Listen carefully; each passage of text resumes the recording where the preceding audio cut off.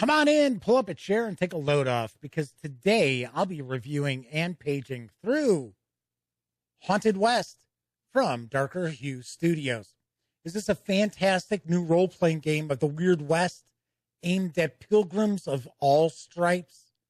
Or at over 800 pages, does Haunted West simply collapse under its own weight? Well, you're going to find out right after this.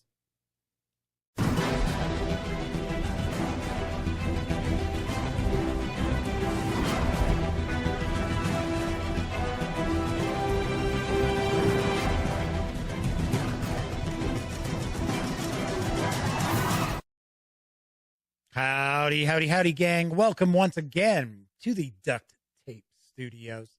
I'm Jeff McAleer, your host here at the Gaming Gang channel.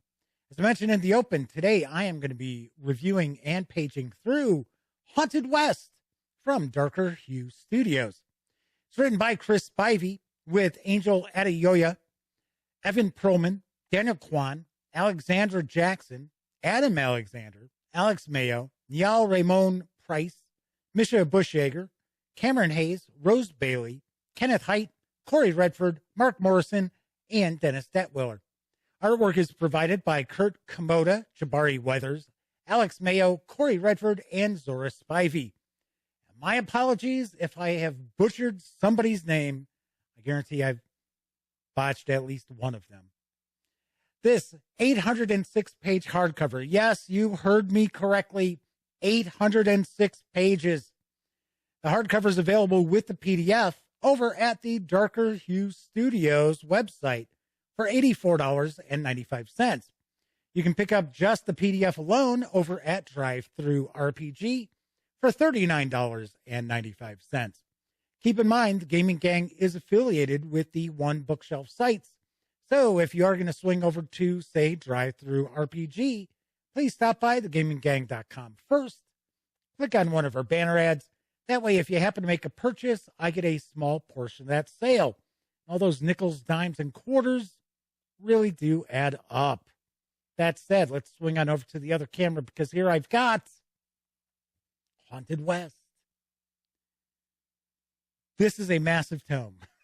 No doubt about it. This is a hefty, hefty book.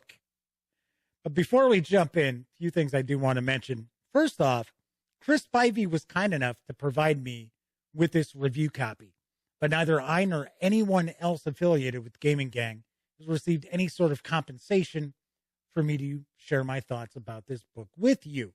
And these days, it's important that you know that. Also, I'm going to stay picture in picture up here. So as we take a look at the book, I'm going to end up cutting off the upper left portion of Haunted West. We are not going to take a look at each and every page. At over 800 pages, I'm not going to be able to discuss each and everything that's in this book either, because I would like this review to run about 30 minutes or less, because there is a lot to tackle in this book. I did a bit of an extensive page through, although we didn't look at each and every page in a first look video. So if you want to take a little bit of a deeper dive into the contents, by all means, check out that video as well. All right, all of that said, let's jump on in because there is a lot going on in Haunted West. And regardless of what my thoughts are on the system and the role-playing game, this is a hell of an accomplishment. It really is. So essentially, this is a role-playing game of the Weird West, but it's history that you're not aware of. And of course, yes, there's an alternate history setting to Haunted West. We'll talk about that in a bit. But this focuses on the real history of the settling of the Western United States, because it was done by people of all colors, men, women, all genders, all gender identities. And that is not the history that you get in high school. I've mentioned time and time again, if you happen to watch my live stream, the Gaming Gang Dispatch, I've talked about this trading post. It's kind of a tourist attraction in North Platte, Nebraska. And I know people think, Nebraska, that's not the West, that's the Midwest. Well, it really is the West. It was the gateway to the West. Once you got out of St. Louis and headed west, you were out in the West. Anyway, it's called Fort Cody. And like I said, it's kind of a tourist attraction, but they have this huge section of Western literature, and it's historical books. It's not just novels and things like that. It's not fiction. And I had picked up over the years, because when I used to deliver RVs out west, I used to go through there all the time. I'd pick up books from time to time. And I mean, the real history of the founding of the Western United States is fascinating. And it's unfortunate that we don't get exposed to that like we should. That said, there's a lot of history packed into Haunted West, which we could expect to see, because we're talking Chris Spivey and crew. But Chris Spivey, of course, is the mastermind behind Harlem Unbound for Call of Cthulhu, which is a phenomenal book and easily a 10 out of 10. And it's out of my review and Sammy's review. We have two different reviews for Harlem Unbound, and both 10 out of 10. But we're not talking about Harlem Unbound. We're talking about Haunted West. And Haunted West includes a brand new game system. It's reminiscent of basic role playing from Chaosium Inc. So if you're familiar with Call of Cthulhu, RuneQuest, there's similarities to the system. So you'll have attributes, you have skills, and when you're checking against those, you're looking to roll equal to or less to succeed. That said, there are quite a few differences as well, and I'll mention a few of them. One thing that kind of throws me off a little bit, and I think could be a little confusing for some gamers out there as well, is there's 3 styles of play that are presented. 4, really, if we count the Powered by the Apocalypse hack that's located in an appendix towards the end of this book. But there's different ways of actually playing or presenting Haunted West. You could present it as a full-fledged role-playing game with all the mechanics, all the crunch. You can also run it as more of a narrative style game. And there's also rules to run it more as just a tactical miniatures combat game. So that kind of threw me off. That to me, it almost felt a little bit too much like And the Kitchen Sink. It's like, oh, well, got to make sure we include all of this stuff in this volume. Like I said, once again, this clocks in over 800 pages. So what sets this a little off from, say, basic role playing? Well, you've got different attributes. So we've got gumption, we've got grit, we got vitality, and like for an example, grit is something that you would spend. So almost like, well, we also have posse points too, which are kind of like bennies, but you can spend grit to, as an example, improve one of your skill rolls or one of your check rolls that you would have. Now, when you're rolling your checks, for every 10 points below your skill that you roll, that's considered a jack. So as an example, if you had a skill level of 60 and you rolled a check against that and you rolled a 30, you would have 3 jacks. And what the jacks essentially are is degrees of success. But you can also save jacks for later. You don't necessarily have to use them in that skill roll. So there are a lot of player-facing utilization to kind of change the story. It's not simply, oh, well, you rolled your dice and you succeed. There are other aspects to for the players to kind of make changes to what's going on, to kind of influence the action more than they would in, say, standard style kind of role-playing game. We also have aces. So if you roll doubles below or equal to your skill level, then that's an ace. So that's a really good success. Or you could roll a joker, which is 2 ones on your percentile dice. So you roll an 11. That is a terrible failure. So no matter what, you always have at least a 1% chance of a terrible failure. And of course, any roll of like 90 or higher, if your skill isn't over 90, is going to be a failure as well. So all in all, there's about 48, 49 pages of actual system mechanics rules. They're not overly complex. It's just, like I said, things get a little odd when it's sort of like, okay, well, so if you're gonna play it as a narrative style, here's the rules for that. Oh, you want to play the Badlands, for an example. Badlands is if you're going to be playing it as a miniatures combat game. It's like, okay, well, now you're going to use these rules. As I said, a little confusing, and especially for people who aren't necessarily real familiar with role-playing games, they might find that to be a bit more confusing. I'm not going to say that it's detrimental. It's just, I would have liked to just focused on just the overall approach, like the full-fledged game. And of course, with the Powered by the Apocalypse hack towards the back of the book. So once we get to about page 80, we are now going to start diving into a lot of the background, character creation, the history. So we cover a lot of bases before we even get into character creation, which is going to be the next chapter we jump into.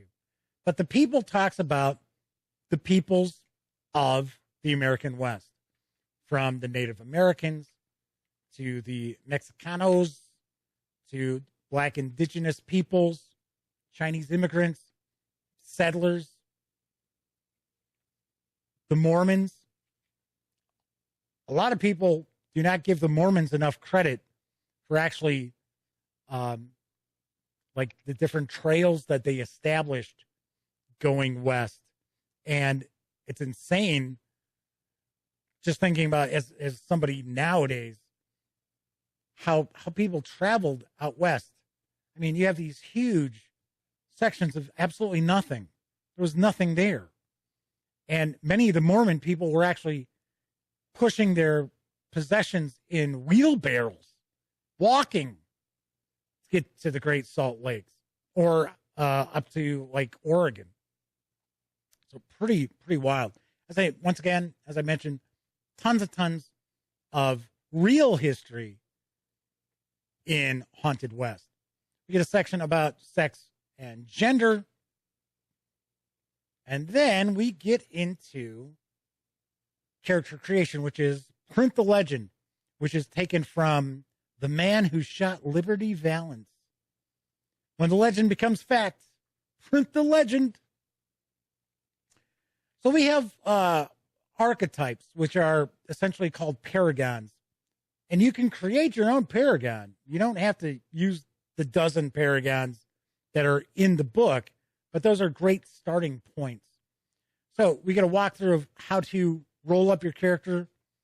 There are going to be a bunch of random tables for you to utilize. Some people might be like, oh, seriously, random tables? I like the random tables, especially for people who don't have a lot of knowledge of the American West. Gives you a lot of cool background to utilize. So we kind of go through, your lineage, siblings, who raised you, how did you start off? And then you just further breakdowns from there. Then we'll get into the paragons. So we get life events. So here we got the 12 paragons. The academic, the drover, gadgeteer, gunfighter, the holy, the hunter, the law, libertine, the mystic, the official, the practitioner, and the resolute. And of course, each of these paragons have various different like subclasses, I guess we could say, that you could be. So for an example, a drover could be a cattle driver, a rodeo rider, a cattle rustler, trail boss, Mustang runner, etc.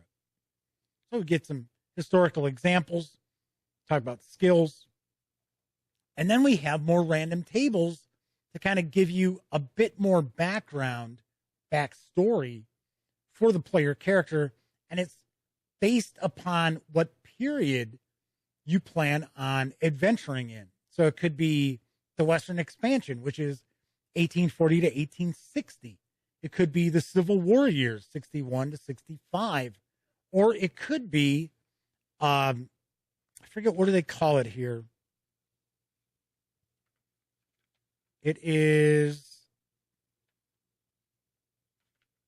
not just as the Old West. I thought it had a specific title, which is 1866 to 1916. And I know some folks out there will be thinking, wait a second, Old West, 20th century, since when? Since always. So take a look at Butch Cassidy and the Sundance Kid and when they were active, and you'll find they were right on the cusp of the 20th century. So we have over 100 pages devoted to character creation, including the various different skills and equipment. And then we also have, off the top of my head, trying to remember what they're calling it. It's almost like, not feats,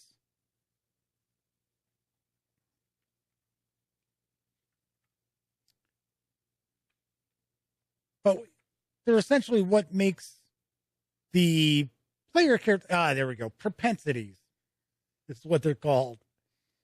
So what makes the player character really stand out? What really makes them different? And they're pretty cool. I mean, as an example, we've got Brawler, Entertainer, Drifter, Outlaw, Sawbones. And then each of those actually has various different special feats that the character will get depending on their experience level. So as you can see, like I said, Print the Legend, there is a lot. Look, I mean, look at how many pages I'm jumping past, and we are still talking about character creation and equipping the characters as well. So then we get into the Balladeer section. And the Balladeer is Haunted West's term for the Game Master. So we get a short chapter about the Balladeer and creating your world, how to run the game. You get some sample locations as well. Talking about episodes and encounters. So we have ballads. We also have bags of nails. And we do actually get some example introductory adventures in the book as well. And bags of nails are like scenarios. They don't necessarily have to be like an entire adventure. So a bag of nails could be kind of a set piece that's part of a ballad. Another way that I would maybe kind of sum up a bag of nails would be you should be able to easily complete a bag of nails during a game session. So we get the Haunted Gun. So this is an example ballad. So as you can see, we've got the different events. Then we get into a section about the weird and the unusual. I have to point out, I wish there was a bit more to the bestiary kind of gazetteer section here. There aren't a lot of creatures. I would have actually also liked to have seen a lot more of the kind of like Native American legend and myth. I mean, there's some. I would have liked to have seen it a bit heavier There's a good dose of steampunk in Haunted West, which I got to be honest, I don't necessarily like steampunk in my Weird West role playing games. It's just me, it's just my style. I'm not saying, you can't have somebody who's like a gadgeteer or something like that, but there seems to be quite a lot of gadgetry in Haunted West. So then we get into, I already jumped past it. There we go. The Reconstruction period, which this is the alternate history of Haunted West. So in this alternate history, Reconstruction actually was viable, and politicians actually stuck with it, as opposed to in real life, once Lincoln was assassinated, Reconstruction, they're early on after his assassination, there were efforts at Reconstruction, but very soon afterwards, within a few years, it was like, yeah, Lincoln's dead. We don't need to worry about those kind of things anymore. So we get our background and setting. Very, very interesting. I'm not going to ruin anything by revealing any of those details. I don't want to share spoilers or anything, but a vast amount of page count is devoted to both real history and the alternate timeline as well. We had a big section about historical people of all types. And I thought it was kind of cool reading through here because there were some characters I'm like, hey, I know about them. I'm like, oh, I actually knew about them. I was like, oh, how about that? And I'm not talking about like the obvious stuff, like Wild Bill Hickok. I'm talking about people like Bass Reeves, who is really interesting. I know one of the aspects that people talk about with Bass Reeves is that it said he was the inspiration for the Lone Ranger. It's like, yeah, well, Google Bass Reeves and you'll find a whole lot more interesting stuff than, wow, he was the inspiration for the Lone Ranger. He was one bad dude who was a good guy. So it was a bad mother. So we have Stops Along the Trail, which actually talks about kind of back east. So the journey out west. So we get some discussion. This is more like a gazetteer. So, for an example, like Kansas City, Nebraska. Hey, we were just talking about Nebraska and the North Platte and the Platte River. The Platte River was a big deal back, in these days. Now it's mainly dried up. Every time I drove over it, it was mainly dried up. So, like I said, a bit of a gazetteer here. The Winchester Mystery House. So now we're out in California. California.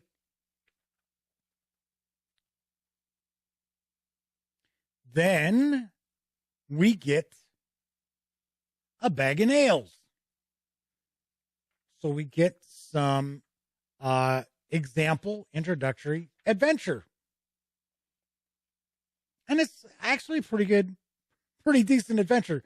But like I said, a little more steampunky than I prefer. But that's, once again, that's just kind of me.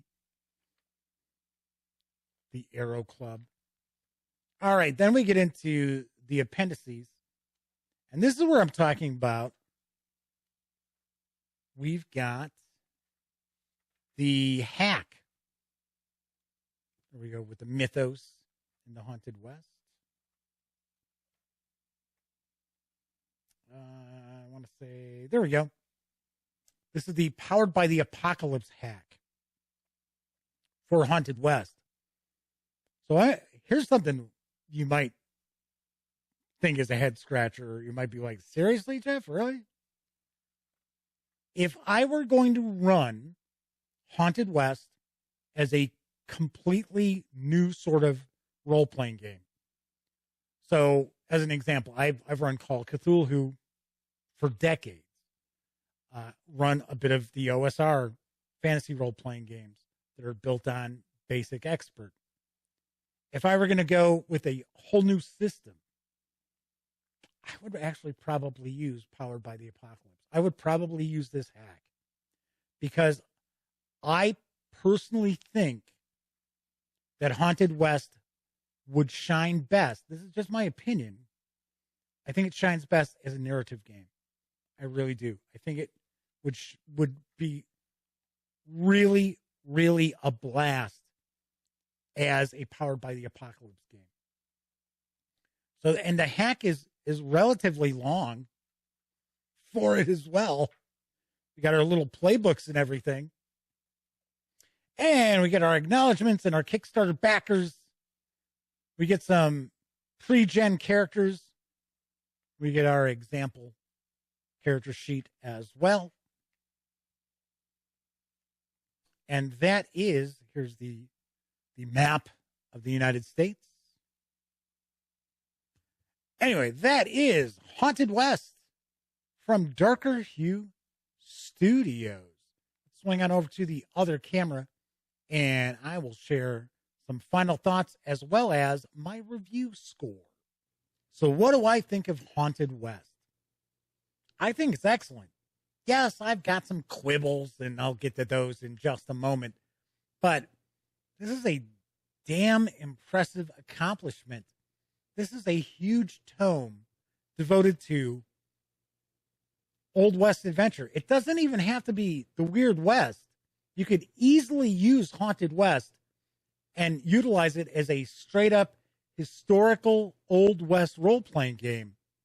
No doubt about that whatsoever. And in fact, I would recommend that for those of you out there who've been looking for a Old West game. It really is excellent. Now, of course, as a Weird West game, it's really great too. Don't get me wrong. But I am just pointing out that you could seriously use it as just a straight up historical role-playing game. No supernatural elements whatsoever. Speaking of supernatural elements, one thing I would have liked to have seen is more information devoted to Native American myth and legend as opposed to weird aliens and more of a Lovecraftian vibe. I would have liked to have seen more of a take on the Native American shamanism and things like that. Not to say there isn't any in here. There is, but I would like to have seen more of it. Speaking of more, I think the bestiary section is a little bit of letdown as well. I think it's a little too short. Plus, I would have liked to have seen a lot more typical examples of just regular people that you would encounter. Store owners and sheriffs and outlaws and, just a wide variety of NPC types. We don't get that as well.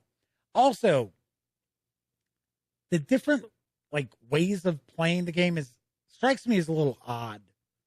A little too much of a, I guess I'll say, shotgun approach where you've got, okay, well, here's our new system, which is pretty much a traditional RPG with crunch.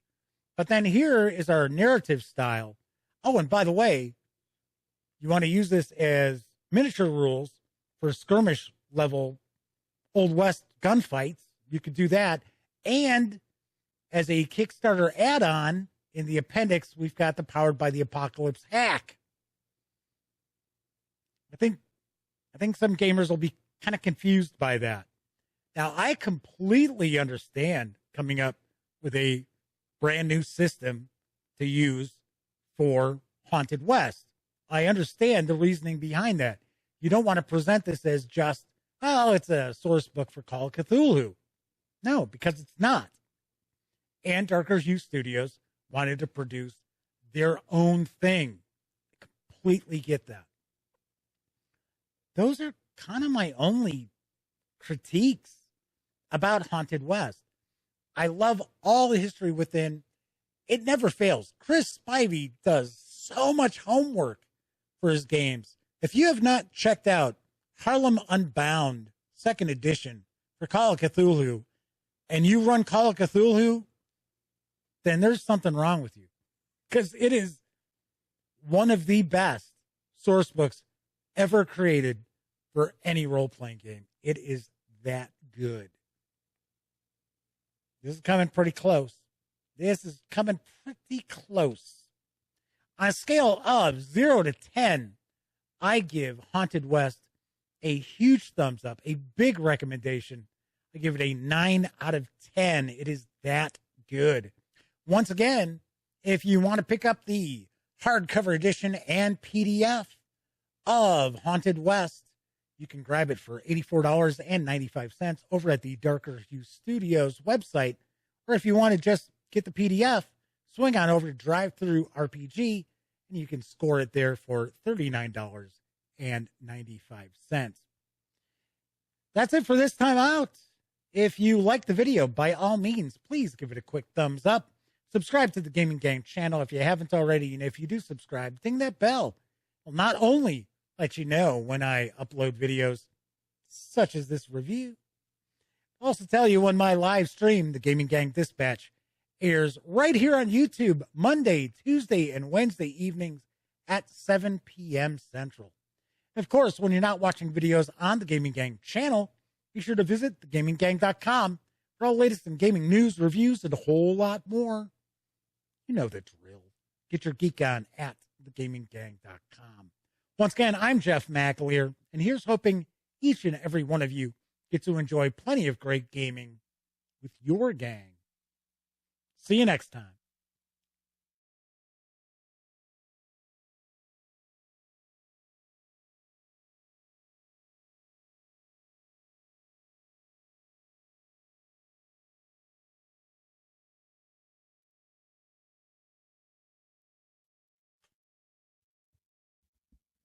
Oh, hey, you're still here.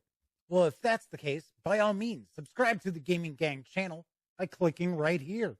Check out the latest episode of the Gaming Gang Dispatch, or find out what YouTube recommends you check out from the channel. And of course, once again, I'm Jeff McAleer. Thanks for watching.